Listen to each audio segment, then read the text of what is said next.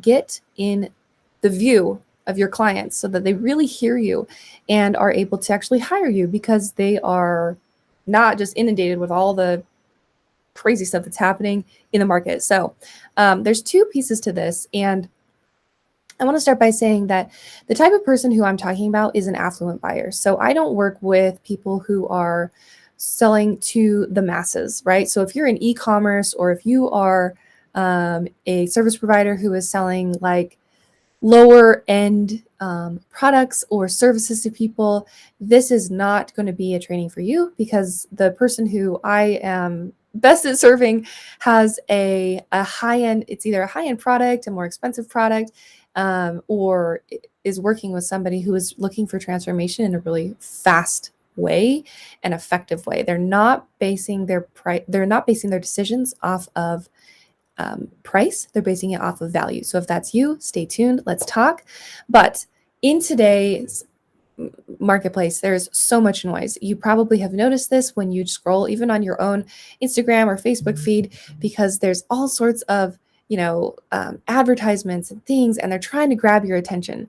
And not only is there are particular ways of reaching your audience that's effective and not effective, but once you do have the attention of your audience, you want to focus on this one thing that I call vision, right? And I actually just got off of a phone call with my clients, and we do a consulting every week, and we were talking about this idea of how do I get to my clientele and really, build a relationship with them, and so that they are convinced and know that I'm the person who can help them create the transformation that they want in their life. All right. And so when we are service providers, we really get into what I call the mechanics of things. So there's vision and mechanics. The mechanics are how everything happens. It's your, people who are, for example, there's some people who in the community that I support, my clients are, experts on making a mindset shift or developing confidence in leaders.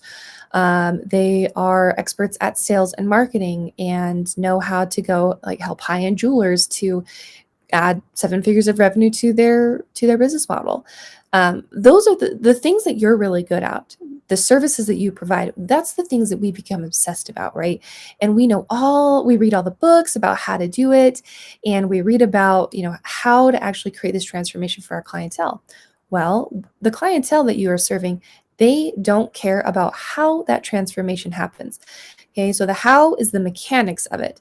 What they care about is what they get. Okay, and the what is the vision. So whenever you are marketing and speaking to your person, you want to stay in that vision space. All right, the vision is what is the transformation that they're going to get. So if you think of it like a bridge, if you're on one side of the bridge and you'd like to get over to the other side of the bridge, where you're at is your point A, and where they'd like to go is point B. And that bridge, that's that gap. And that's how you're going to get them there. Okay, so that's the what of what you do.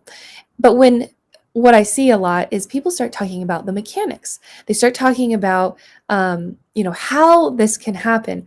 And if you think about this bridge, right? And along the bridge, there's going to be some posts, right? So say we've got 2 or 3 or 4 different posts that are holding up this bridge. These are the different milestones that, your person might take. Once they start this journey with you, they're going to hit milestone 1, 2, 3, and 4, let's say.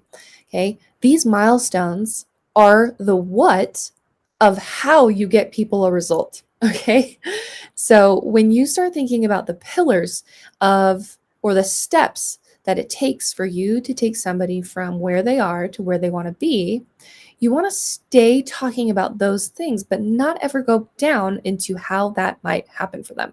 Okay, how it happens is why they hire you.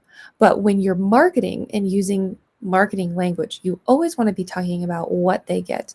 So there's an overarching what they get from point A to point B, and then there is what they get in the milestones that take them from point A to point B, right? And when you're working with an affluent buyer, really what they want to know is 2 things.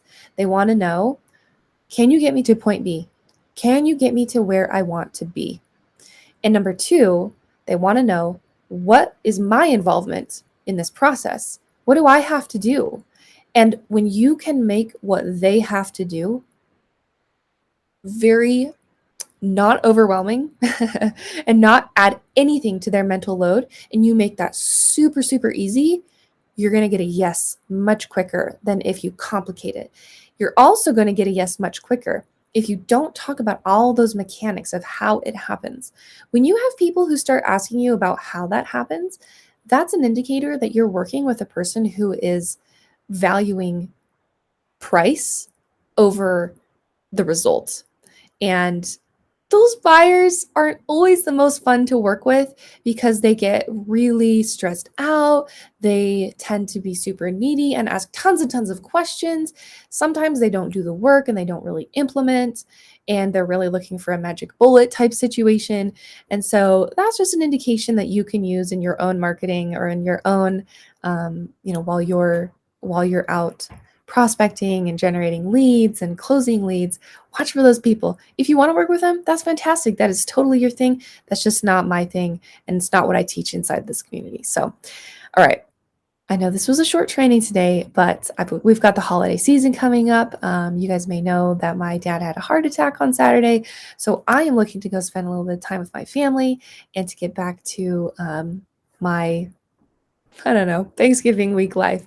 So, hope you all have a fantastic day. Let me know if you have any questions about this or if you want me to go deeper about how to speak to your high-end clients so that they hear you and decide to buy from you. So, all right, with that, take care and I'll see you guys next week. Bye-bye.